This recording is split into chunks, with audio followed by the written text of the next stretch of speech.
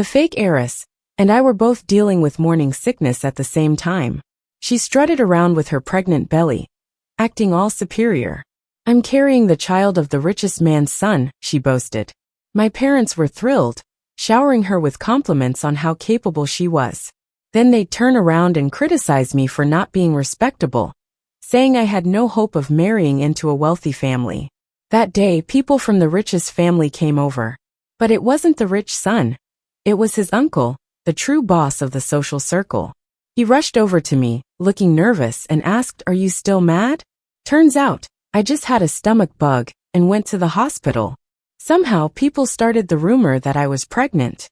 When I got home, before I could explain, the fake heiress Emily tugged at my mom's hand, looking all pitiful.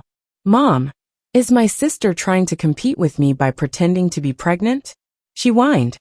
Is pregnancy something you can just imitate? Plus, I wasn't pregnant at all." Emily then boldly pulled out test results, loudly announcing, "Dad, I'm carrying the richest man's son's baby." She even emphasized her flat stomach, looking incredibly proud. "Sister, I heard before you came back to the city, you were getting cozy with that guy from the countryside. You sure like bringing shame to our Brown family." "Our Brown family? How brazen." But of course, even though she's the fake heiress, my parents adore her beyond measure. Unlike me, the real daughter, they've spent a fortune grooming Emily in the hopes she could marry into wealth. I was brought back just last month, and right away, my parents bombarded me with talks about arranged marriage, sugarcoating it as wanting to see me settle down since they weren't around while I grew up. Yeah, right. They just want me to snag a rich husband to benefit them. I was exasperated. I wasn't pregnant, yet got labeled as unexpectedly pregnant. I never even spoke to that countryside kid, yet Emily pinned me with having something indecent with him. It's ridiculous. My parents didn't care about my version at all. They just pursued Emily for pregnancy details. Emily, blushing, went on about how the richest son returned a month ago, and that night, she took matters into her own hands and sealed the deal in Richard's room. Then she confidently stated, "I've already informed the Miller family, and I believe they'll soon come to propose." My parents lit up with glee, especially Dad, beaming, "Our Emily knows how to help the family." Then he looked at me with disdain and yelled, "Not like your sister. A country bumpkin like you. How is our Brown family supposed to hold our heads up?" Emily smugly added, "Dad, my sister grew up in the countryside. Maybe she isn't used to city life. That countryside guy may not have finished middle school, but his family's got some cash from a recent relocation. How about asking for a dowry soon? It could count as her filial piety." Her words left me stunned, but they hit home for my mom. Emily really is filial, so thoughtful. Let's quickly marry Susan off to the countryside, so she won't interfere with Emily marrying the richest man's son. My mom thought of everything. And just like that, the family decided my fate without considering my opinion. I glared coldly at the trio then, afraid they'd misunderstand. I slowly and firmly said, "I am not pregnant. Don't believe me? I'll get a thorough checkup." Yet my dad wouldn't even give me a chance. "Isn't there enough drama already? Emily said the Miller family will propose soon. We ought to prepare." That remark nearly froze my heart. The Miller family? I'd like to see when they actually come. If memory serves, Emily needs my nod to get into the Miller family. As they plotted my future, my phone lit up with a message from Ethan. "What's Susan up to?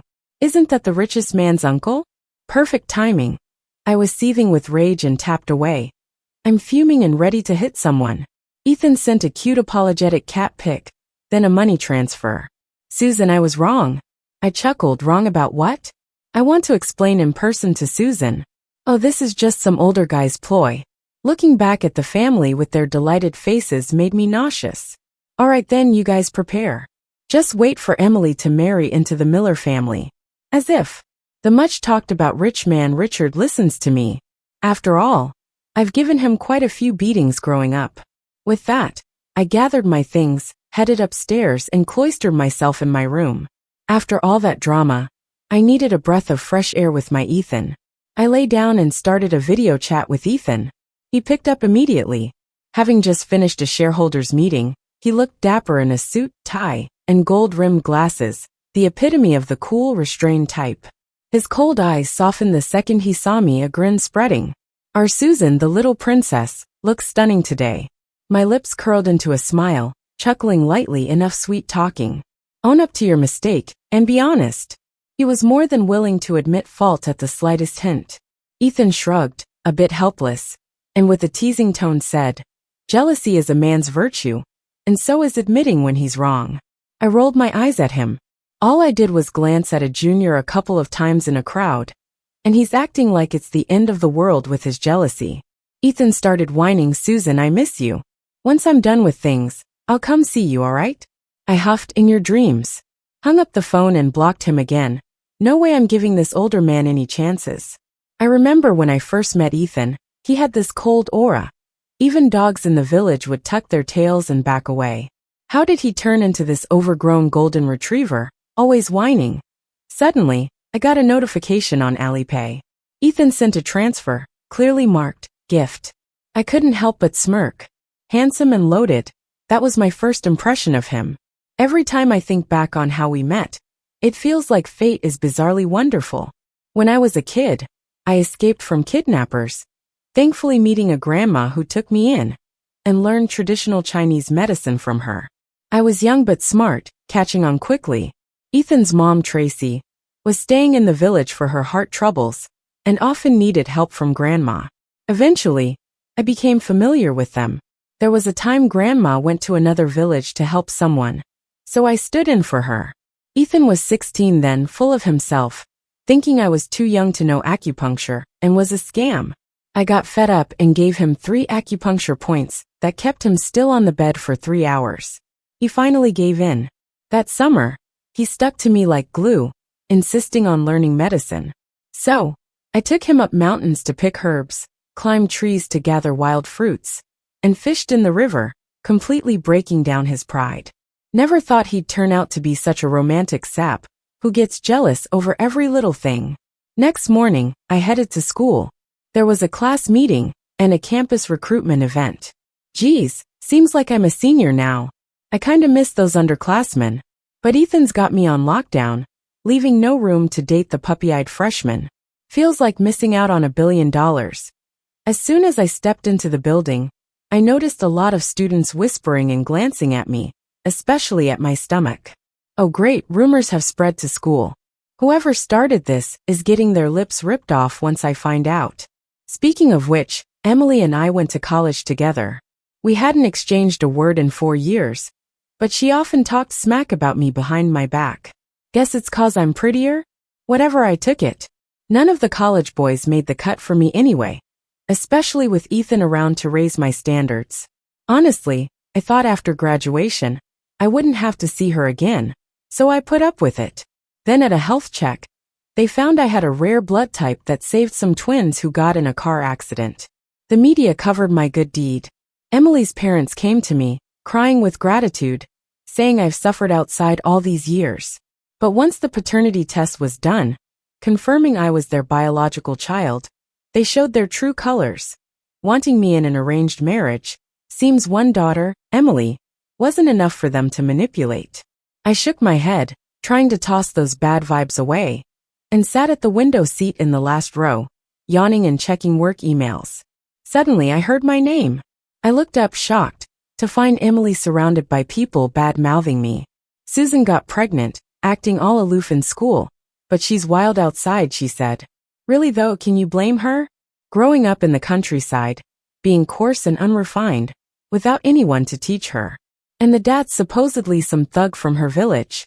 I turned on my phone's camera, zoomed in, clearly capturing her mocking face. Perfect evidence. The bell rang, and our bald homeroom teacher came in, giving us a pep talk before introducing the companies for the recruitment event. Miller Group was first, known as a top private enterprise in the country, with great benefits and skill development, but very hard to get into unless you're the best of the best. Next was Starlight Group, which skyrocketed from its founding to going public in just 2 years. People tried to check out the boss's background, only to discover the CEO was a young woman who never lost on her stock investments, nicknamed the Goddess of Stocks. Starlight dabbles in various industries, Since it's still growing, recruitment isn't as strict, and the benefits are nearly as good as Miller's. They introduced a few more decent companies and told everyone to get their resumes ready. In half an hour, the campus recruitment would start at the stadium. Now the place buzzed with excitement. I sat back, legs crossed, a lollipop in my mouth, eyes squinting as I enjoyed the fall breeze and listened to everyone praise Starlight Group.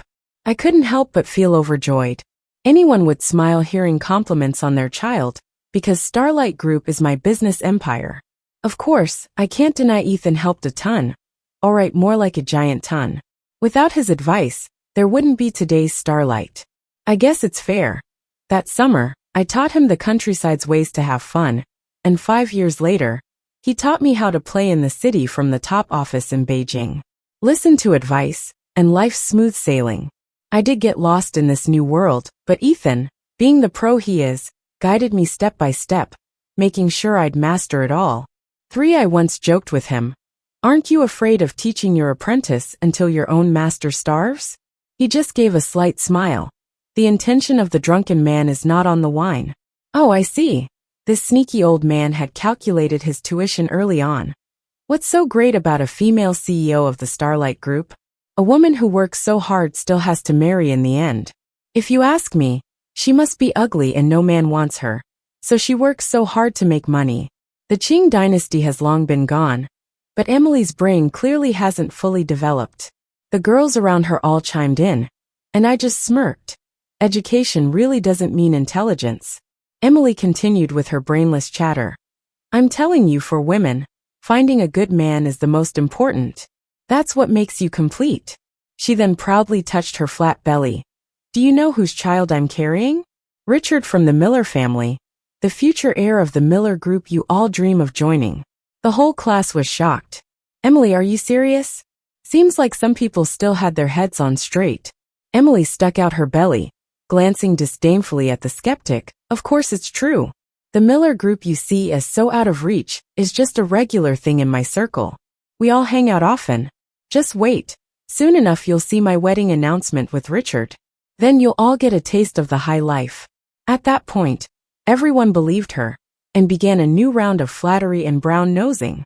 I could only laugh at the sight. Emily's lies, fearless of being exposed. Forget one Brown family, not even 10 Brown families could reach the Miller family. If she had any decent friends, she'd know Ethan has been after me for 10 years. It's an open secret in the circle.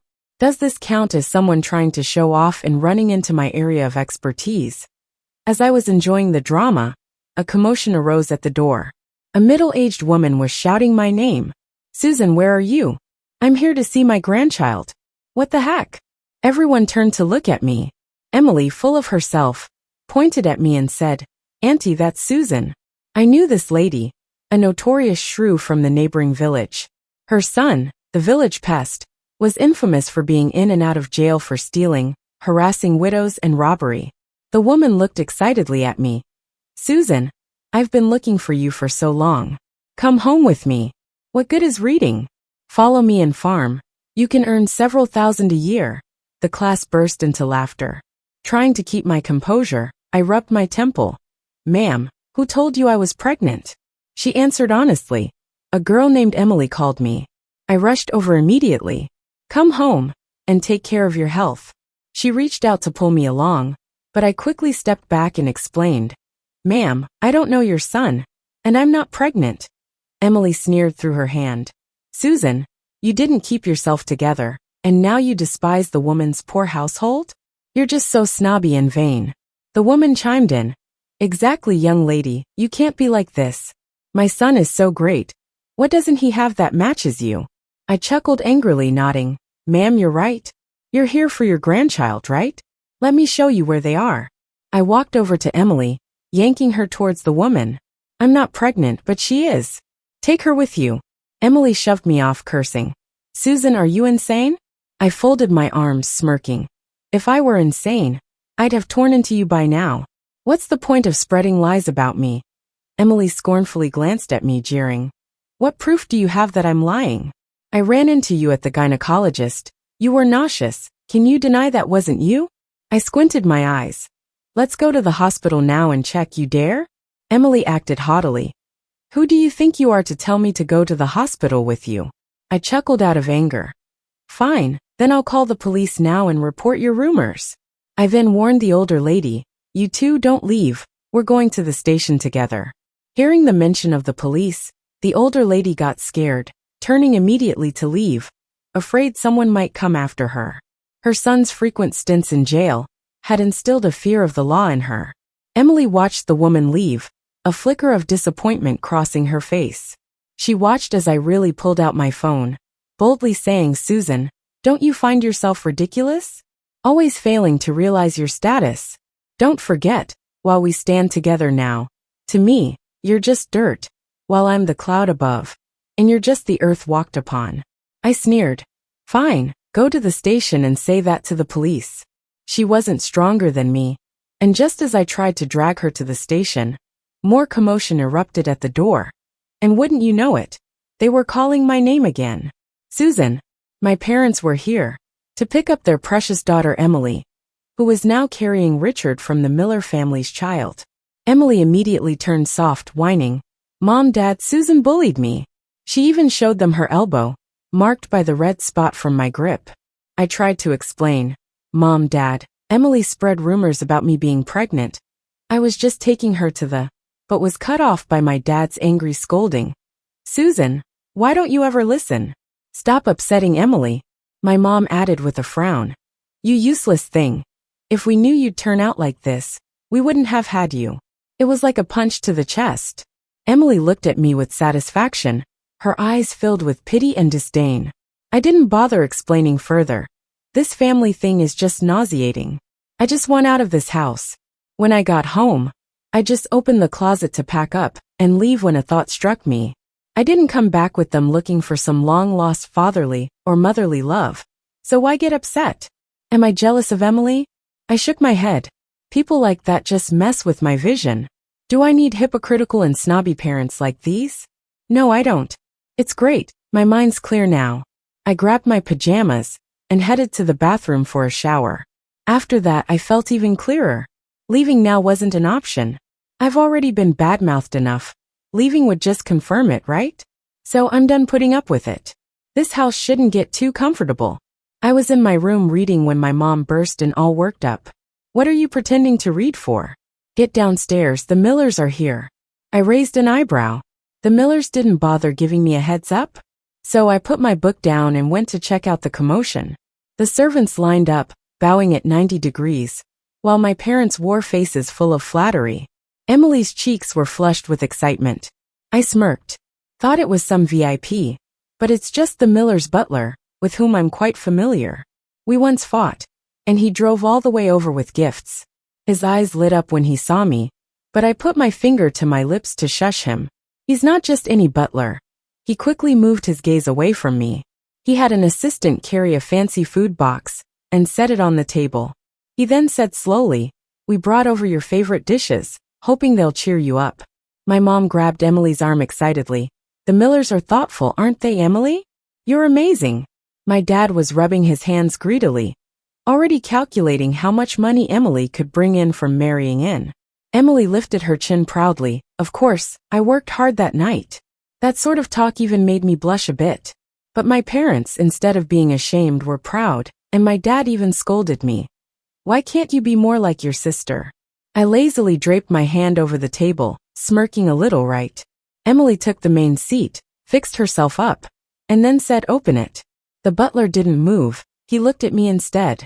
I gave a slight nod, and then he opened the containers one by one, bringing a smile to my face. Avocado toast, fig tarts, matcha chiffon cake, and a simple, comforting bowl of pigeon soup. All my favorites. Emily's smile vanished. She didn't like any of it. My mom was surprised. Emily, what's going on? Emily looked awkward. He doesn't know me well enough yet, but we'll get there. Wow, what an excuse. She tried to give it a shot but hesitated, afraid of allergies, and didn't pick up the fork.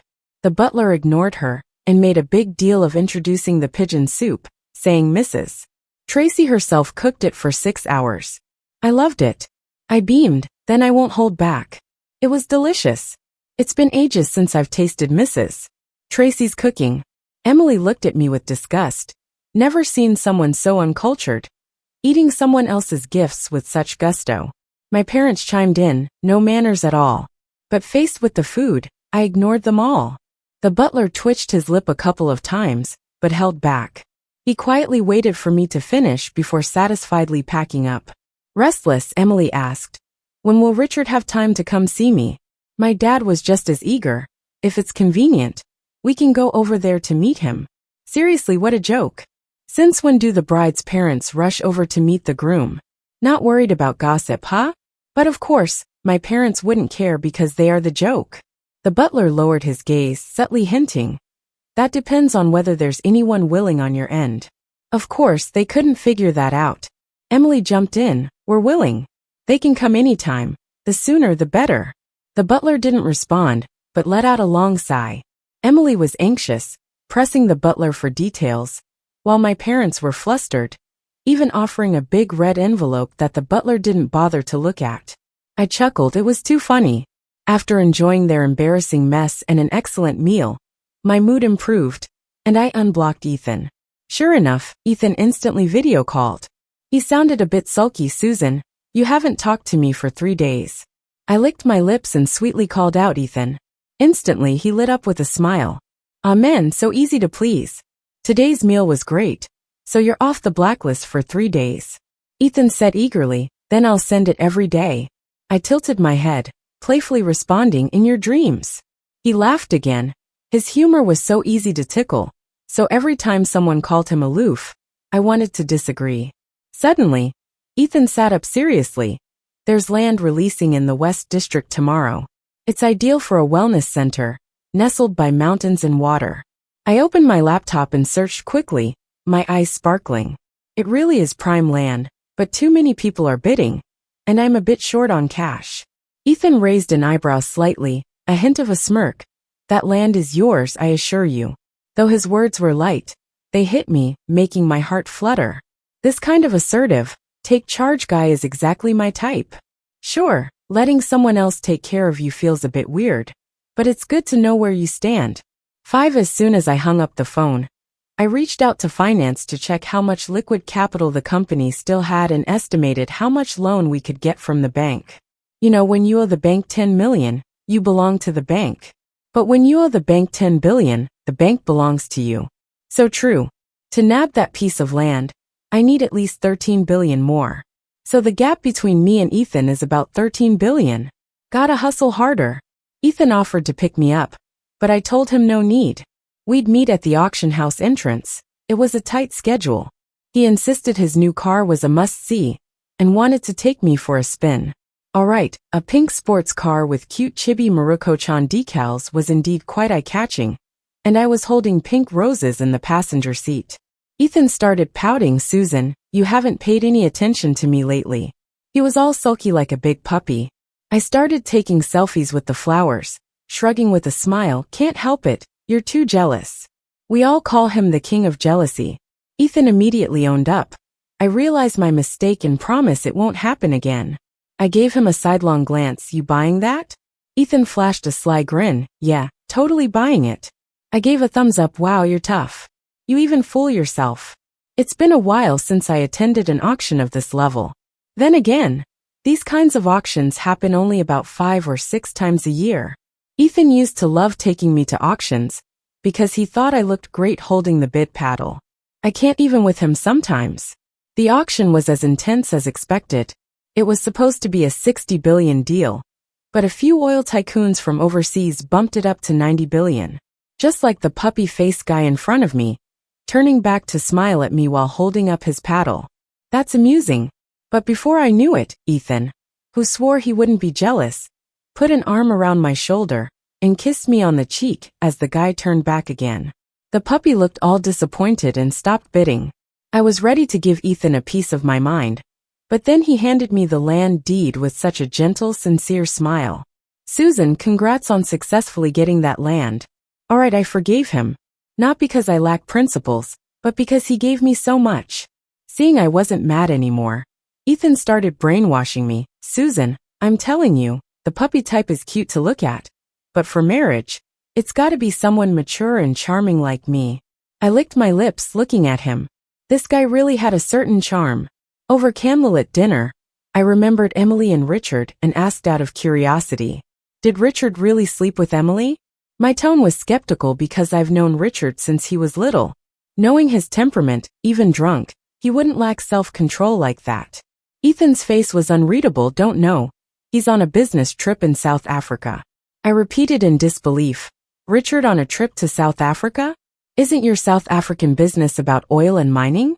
What's a VP of foreign trade doing there? Ethan sipped his wine with a cryptic smile. Because he mocked me for being heartbroken.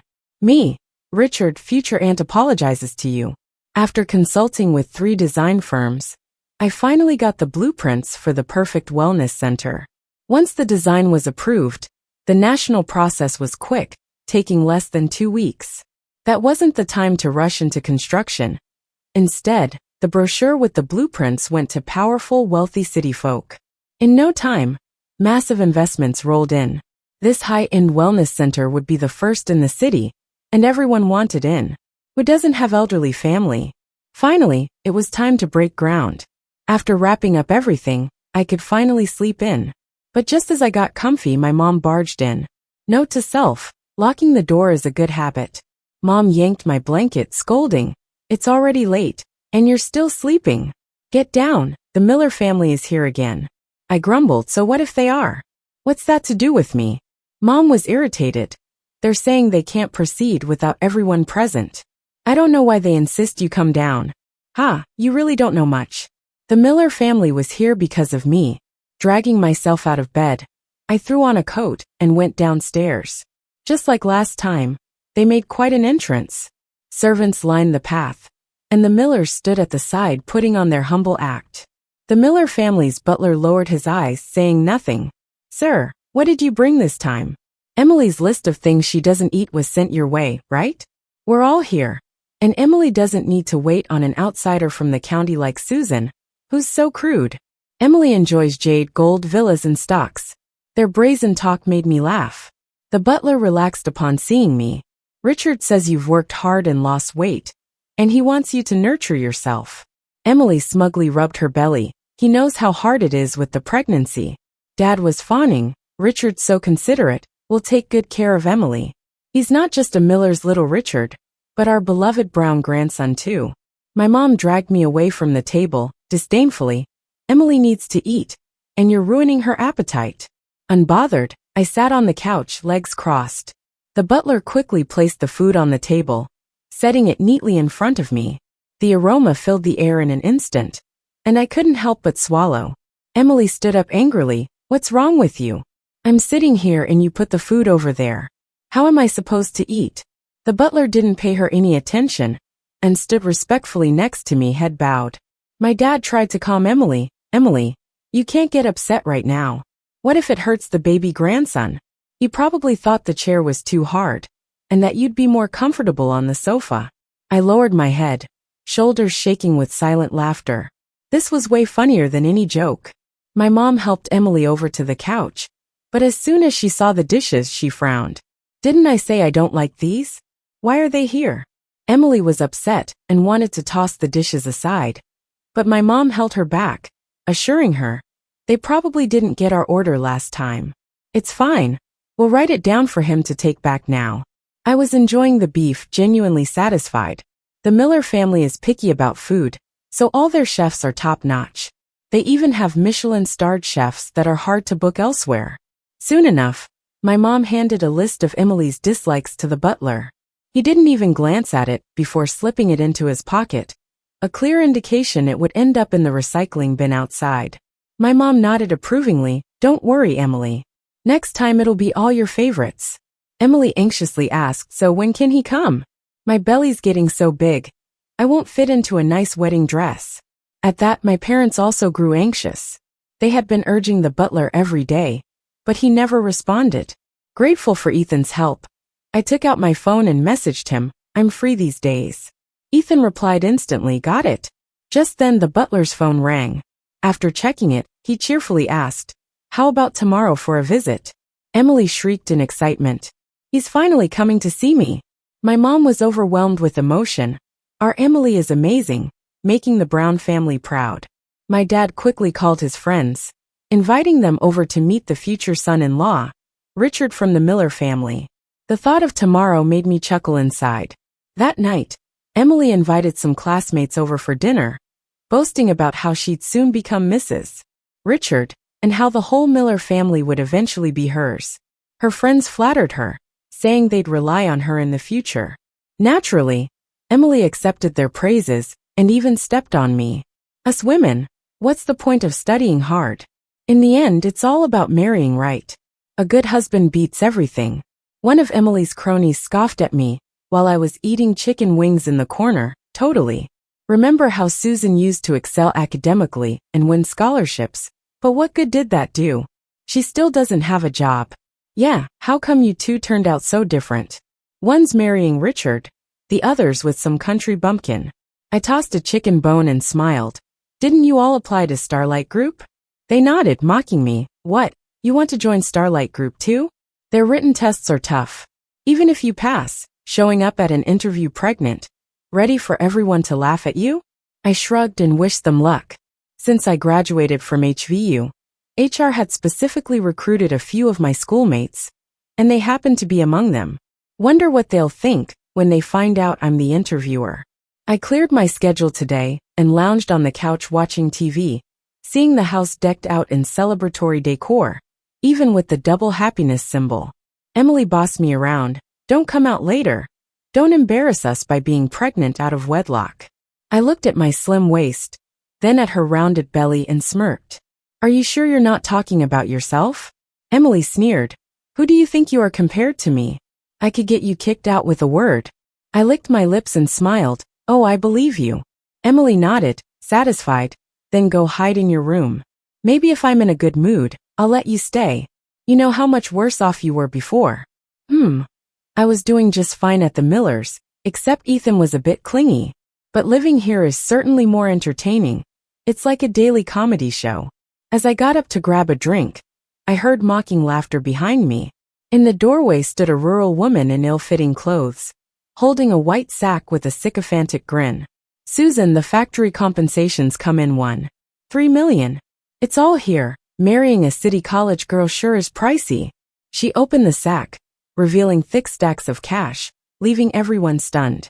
My parents rushed over, eyes gleaming with greed. Even my usually germophobic mom had no qualms about grabbing the sack and bringing it inside. Emily clutched the money excitedly. This is my dowry.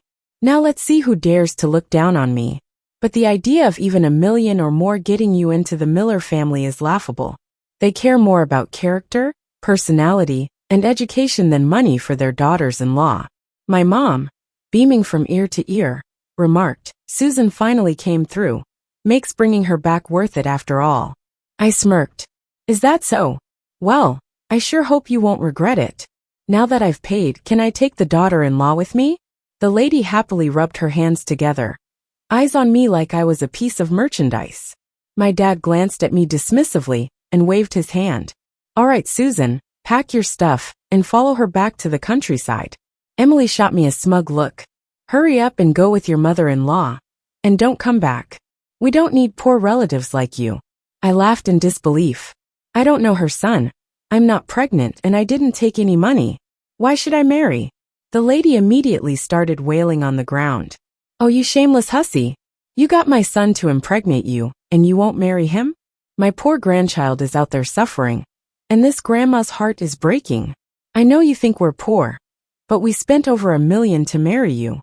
No countryside wedding costs this much. You could buy thousands of big sales with that money. If you don't leave with me today, I'll stay here and make a scene. Classic case of a shrew on a rampage. The classmates around covered their mouths, giggling and pointing at me. I casually pulled a medical report from my pocket and handed it to the lady. This is a check I did at the hospital. It clearly says I have gastroenteritis and not pregnant.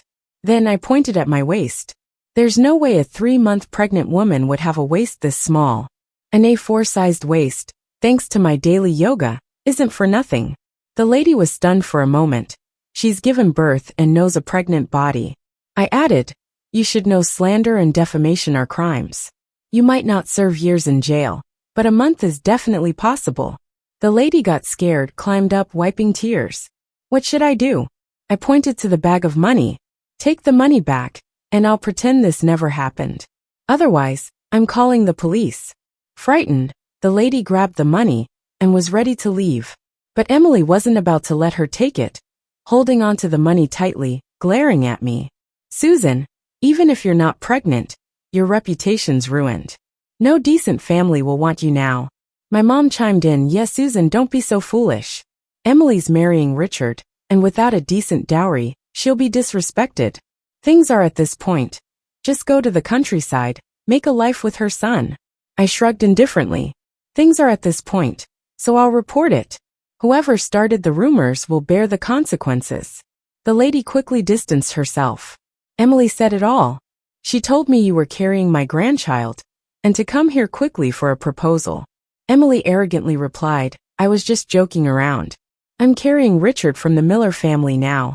Who are you to challenge me? My dad nodded in agreement. That's right. Emily's unborn child could be the continuation of our family line. Don't make a fuss, Susan. I crossed my arms, chuckling. Says who? Agitated by my public retort, my dad angrily shouted, because you're my daughter. I decide who you marry. I gave a thumbs up sarcastically. Oh, so you're the law now? My dad's face turned red with fury, raising his hand to hit me. Hearing the wind in the air, I knew how powerful that slap would be. Emily's face distorted with excitement. Just as I prepared to lean away from the slap, a cold voice broke the tension at the doorway. Stop. Ethan entered with a group of assistants carrying gift boxes. His face was stern as he glared at my dad. What do you think you're doing? His voice was icy, chilling to the bone. My dad immediately backed down, trying to please him. Ethan, I was just disciplining my daughter. What brings you here? Emily searched the crowd eagerly, disappointed not to see Richard. Mom and Dad paused, then smiled broadly. After all, Richard was just Richard, but Ethan was the true power of the Miller family. His presence meant more importance on Emily. My mom stepped in. Ethan, what a long trip. Please sit and rest. My dad nodded excitedly. Yes, if we knew you'd come personally, we'd have welcomed you outside. Sorry for the oversight. Ethan didn't bother responding to them. He walked straight to me and asked quietly in my ear, feeling better? With a falsely sweet voice he teased me, making me smile and nod slightly, grateful for his timely intervention. Since he spoke softly, everyone assumed he was just passing by. Ethan's presence was commanding, as he lazily settled onto the sofa, suit unbuttoned, arm over the backrest, exuding relaxed poise, as if he owned the place. I'm here to deliver gifts from my mother. As he finished, his assistants placed the gifts on the table. Once the box was opened, there were exquisite bracelets, jade, a large jade guanine sculpture, and expensive sapphires. The whole room inhaled in awe. Emily's eyes glowed, nearly drooling. My parents were dazzled and filled with greed. This was the wealth of the Miller family. Such lavish gifts so casually given. Ethan looked at me, smirking. Are you satisfied? Emily nodded eagerly. Satisfied, very satisfied. She grabbed a bracelet to wear, but Ethan's sharp look froze her. Put it down. Terrified, Emily put down the bracelet, her eyes instantly red, sulking. Isn't this for me? Why can't I try it on? My mom chimed in sympathetically. Exactly, everything's for Emily. Ethan raised an eyebrow, looked at them with a playful glint in his eye, and said, wow, you guys really have some nerve. My dad asked suspiciously, what do you mean? Aren't you here to propose to Emily? Ethan lifted his gaze, sizing them up. Are you guys out of your minds? Instantly, the large living room fell silent, and nobody dared to even breathe loudly. I was casually fiddling with a jade Buddha. My mom snapped, Susan, put that down. You break it, and you won't be able to pay for even 10 of them. I let out a small laugh and purposely tossed it a bit, making their eyes twitch. Just as my dad was about to speak, Ethan calmly said, forget 10. Susan can break 100 if she wants. Then he looked at me affectionately. Susan, do you like this gift? I beamed. It's all right, the quality isn't bad this time. Ethan looked satisfied. As long as you like it. Everyone was stunned. My dad was the first to recover, looking shocked. He asked, Susan, how do you know Ethan? I toyed with the jewelry, glancing at my mom and Emily, whose faces had turned pale, and said with a soft smile, "Met in the village. It's been about 10 years, I guess." Ethan corrected, 13 years and 2 months. I giggled, "You've got a great memory." Ethan raised an eyebrow, feeling a bit smug. "Yeah, I'm good at math too." Honestly, it's some love-struck thinking. Ethan stayed for lunch, which thrilled my parents. My mom wanted to cook herself, but was shown out by the housekeeper. "Ma'am, we brought chefs who are familiar with Miss Susan's taste. Please rest outside." Luckily, the kitchen's big enough to accommodate all 12 chefs. At lunch, Ethan kept serving me food, even picking out the fish bones for me. My dad said flatteringly, "Ethan, you're really good to our Susan." I glanced up at my dad. The first time he's ever called me Susan. Ethan looked pleased. "Yeah, we've spoiled Susan since she was little. If I don't treat her well, my mom wouldn't recognize me as her son." Though joking, everyone could tell how much the Millers valued me. My mom asked indirectly, "Ethan, why didn't young Master Richard come with you?" Ethan served me soup casually. "Why would he?" My mom hurriedly explained, "To see our Emily. She's been waiting for him." Ethan didn't even lift an eyelid. "Oh really?" Then didn't comment further. Emily's eyes were swollen from crying earlier after the bracelet humiliation, and now being humiliated again, her eyes were red, but she didn't dare cry in front of Ethan. She just mumbled, "I'm full," and went upstairs. A female classmate quietly eating nearby covered her mouth to stifle a giggle.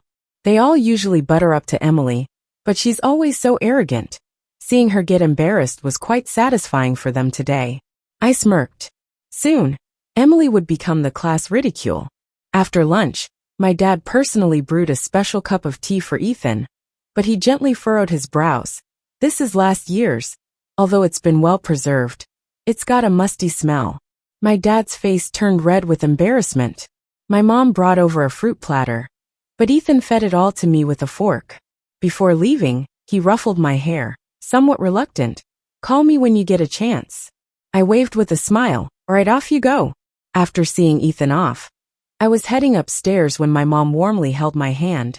"Susan, why don't you tell us more about you and the Millers?" I responded nonchalantly, "Known them for quite a while, they've been nice to me."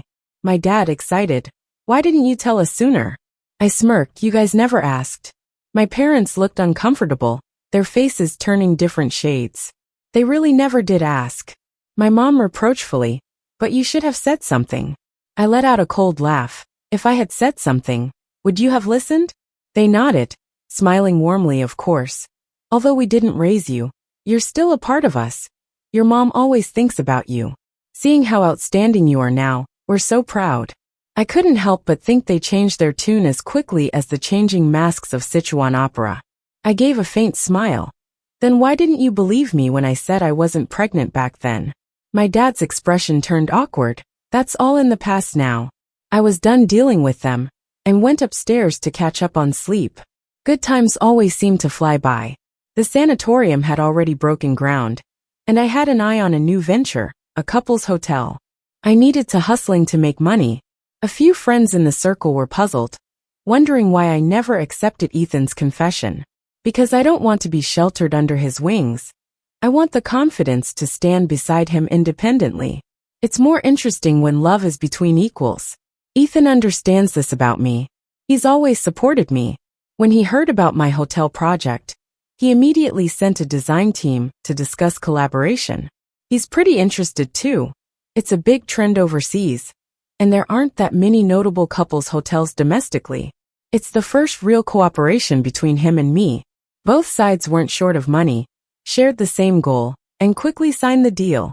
On the day it went public, shares for both our companies shot up, Miller's by 10%, and Starlight by 60%. We definitely capitalized on the buzz. Economic newspapers described our collaboration as a powerhouse alliance, causing other groups interested in this niche to back off. It's something neither of us could have achieved alone. Seeing this outcome, I was very satisfied. The company started hiring again, and I couldn't help but think about Emily's little cronies. I had time to interview them. Ethan seemed puzzled. "Susan, what's so special about a few interviews? Our lunch banquet is important." Yeah, the banquet was the first public collaboration, with business celebs attending. As the host, early hospitality was key, but I couldn't resist imagining the look on those cronies' faces when they saw me. Star Group's interview process includes a written test, plus 3 interview rounds. I led the final one. In the Star Group conference room, I sat at the center, watching Emily's cronies with their jaws dropped in shock. I couldn't help but smirk. One of them pointed at me, stammering, "Susan, why are you sitting here?" I leaned back, twirling a pen playfully. "I'm the interviewer." Incredulous, they asked, "You're the main interviewer for Star Group?" Holding this position indicates some status, but I shook my head with a smile. "Guess again." They exhaled, relieved, until the woman beside me added with a grin, "This is our company's CEO. We expanded the openings at your school because she and the CEO went there." One crony collapsed onto the floor in shock. No tricks needed. They couldn't handle the pressure and were eliminated before they even started speaking.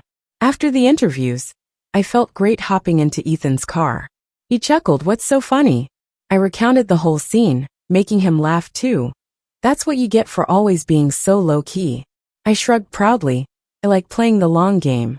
He taught me that. Never lay all your cards on the table. Ethan suddenly asked, "Why reveal it all today?" I squinted, enjoying the breeze from the car window, grinning. "Today's the big reveal. Emily mentioned last night at dinner she'd be looking for Richard at today's banquet. She'd see me, so it was time to reveal my role." Watching their family act like fools had gotten old. Most importantly, with stocks skyrocketing, my net worth had hit the top in the country, now on par with Ethan. I originally thought it would take 3 years. The banquet was grand, fitting 1,000 people. Only those with a certain status got in. I remembered my first time with Ethan at such an event 10 years ago. He said the food, flown in from abroad, was better than roasted sparrow by a bit. I became captivated by these gourmet meals. Every break since, Ethan brought me from the countryside, introducing me earnestly to his friends. "This is my good friend, Susan." People were nice, but there was some disdain in their eyes since they thought I wasn't a match for him. Over time, those who looked down on me began to call me president. Everyone assumed my rise was due to Ethan. They were right. I worked hard to outshine them in the city. Congrats, your collaboration is making waves in the circle. Joining forces like ours, top tier is rare. It means tying our fates together. While short-term gains are guaranteed, there could be issues over leadership in the future, risking mutual destruction. Trust or marriage is critical in such cases. Ethan nodded, his gaze tender. "This is just the start." I smiled in agreement, looking forward to more. We clinked glasses. Those around knew to buy more stock after the banquet. I took a break, lounging with fruit. Ethan sat beside me, gaze loving and deep. My cheeks warmed under his gaze, so I shifted the topic. "Are you sure you're not worried about our partnership?" Ethan leaned forward, gently wiping sauce from my corner of my mouth with a napkin, his voice low and seductive. "Susan, are you underestimating my love for you?" He'd never been this straightforward. Usually, he stayed polite and reserved. Now his eyes burned with determination, like I was a prize caught in his 13-year web of love. Suddenly, there was commotion in the banquet hall. A security guard approached, whispered, "Richard, there's a woman claiming she's carrying Richard Jr.'s child, causing a scene. Should we escort them out?" Ethan looked at me, mischievous. "Let's go watch." Richard was back, looking fit and tanned compared to his previous pale, chubby self. He was nowhere to be seen in the hall, probably in the restroom. Security informed me, "President." They refused to move to the side seating, still causing trouble. My parents and Emily froze when they heard "President." Dressed in a tailored champagne-colored gown adorned with jewels, with my hair styled elegantly, I looked completely different from my usual laid-back self. My mom, surprised, asked, "Susan?" I nodded with a smile. "Let's move to the VIP room. Richard will be here soon." 10 at first, they were feeling a bit awkward at this fancy party. But once they saw me, they instantly felt more confident and refused to leave. Emily looked at me with jealousy in her eyes. "Why are you allowed to be at this party? None of us have invitations." People nearby started laughing quietly and whispering, "Can you believe there are still folks who don't recognize the CEO of Starlight?" Well, they're not really part of our circle, so of course, they wouldn't know the CEO. Yeah, just look at their clothes. They look pretty cheap, definitely not from around here. Suddenly my parents' and Emily's faces turned bright red. They had spent a fortune on top luxury brand outfits for today. But since they're all pretty standard items, not high fashion, they were seen as cheap by the crowd here. Emily pretended not to hear and stubbornly said, "Even if you're a CEO, so what? I'm carrying Richard from the Miller Group's child." That was a bombshell. The chatter quieted down instantly. Emily's confidence surged, her nose in the air as she stared at me. "Just a CEO of the Starlight Group. How could you compare to me? Ha ha ha." Someone couldn't hold back laughter and said, "Hey lady, do you not read newspapers or go online? Susan here is as wealthy as Ethan, the CEO. Plus, the entire Miller family adores Susan. Young Ethan has been chasing Susan for over a decade. If you want to step foot into the Miller family, you need Susan's nod. Right? She's just a nobody. How ridiculous." Emily's face turned pale with anger, and she shouted, "If you all keep talking nonsense, wait until I marry Richard, and you'll regret it." At that moment an angry voice rang out, "Who's spreading rumors about being pregnant with my child?" The crowd immediately parted, and Richard, the man in question, walked over with a furious expression, his presence intimidating enough to shut Emily up instantly. Ethan leisurely walked up next to me and whispered, "I just asked Richard, and he said there's no truth to it." My smile widened. It was just as expected, and things were about to get interesting. Emily was scared and didn't dare yell anymore. So she pitifully said, "Richard, you can't do this. That time you were drunk, and I went to your room. Even though the lights were off and the room was dark, you were very gentle." Everyone perked up, interested in the drama. Richard frowned. "What hotel? When? Tell me clearly. I'll have someone get the footage right now." Emily, detailing everything, said she saw Richard having dinner and drinks with friends. And then he went into room 302 at a hotel. So she sneaked in there herself later that night. It sounded convincing, and people started to believe her. Before Richard could respond, a hefty woman in a security uniform suddenly grabbed Emily's hair and sneered, "Oh, I knew you looked familiar. You're the one who sneaked into my husband's room that day. So how was his stamina?" The crowd burst into laughter. Emily was in shock, yelling, "No way, you're lying." Soon the hotel's surveillance footage was shown. Richard spent just 3 minutes in room 302 before heading across to room 305 to sleep, while Emily, dressed provocatively, entered room 302 at 2 a.m. and didn't leave until 4 a.m. That morning at 7 a.m., a burly, 40-year-old man in a security uniform leisurely walked out of the room. The truth was out. Emily hadn't slept with any rich guy, but a 40-year-old security guard. Richard was furious and planned to sue Emily, which worked out perfectly because I wanted to do the same. I showed him footage of Emily spreading false rumors about me being pregnant back in school, and I fully entrusted Richard to handle it with his lawyers. The evidence against Emily was undeniable, and she collapsed to the ground in defeat. The security guard's wife yanked her by the hair, dragging her off to the hospital. "How dare you sneak into my husband's room? You owe my husband for emotional distress, and you have no right to have a kid from that incident. Let's go, you need to get rid of that so-called love child."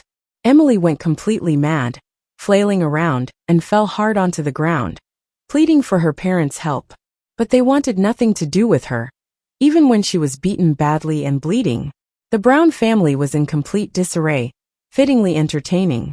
By the time Emily was taken to the hospital, it was too late to save the baby, and due to severe hemorrhaging, Emily's uterus had to be removed, leaving her infertile for life. The day she woke up from her surgery, the entire Miller family's legal team was already there to deal with her. Emily had spread malicious lies, and now she had to face the consequences. As for the Browns, they had never been wealthy, and with Emily splurging lately, their finances were completely drained.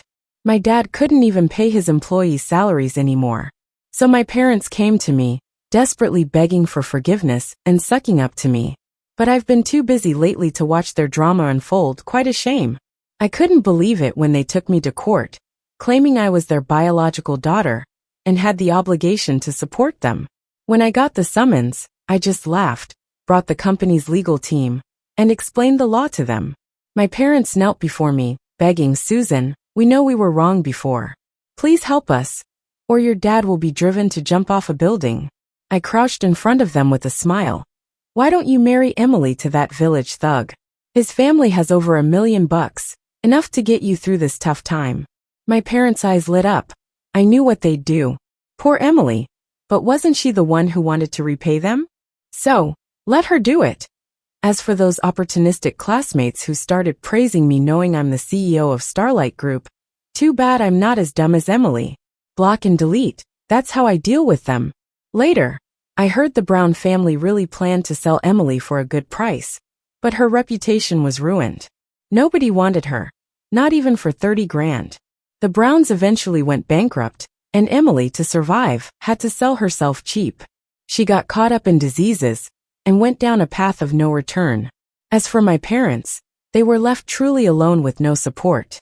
Their scheming backfired, and they ended up no better than Emily.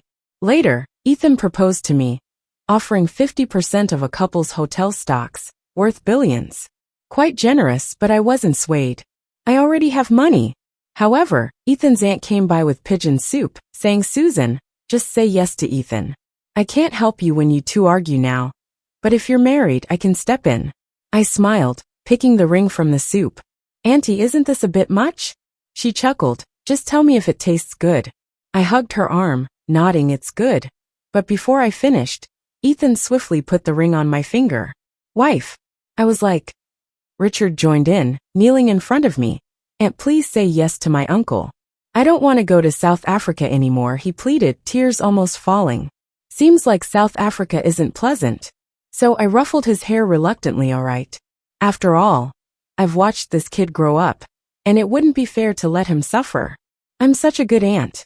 On this beautiful sunny day, with not a cloud in the sky, Ethan and I finally got married.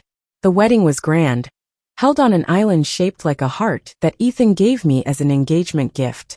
Yes, he bought and remodeled it, taking a full 8 years. The place has an eternal spring, my favorite season forever. He said I was the best Susan in the world, so I deserved the best things in life. Oh, I never told him this, but the first time I saw him, I was already smitten. The real prey always comes dressed as the hunter. For the rest of my life, my Richard, will take it slow together. The end.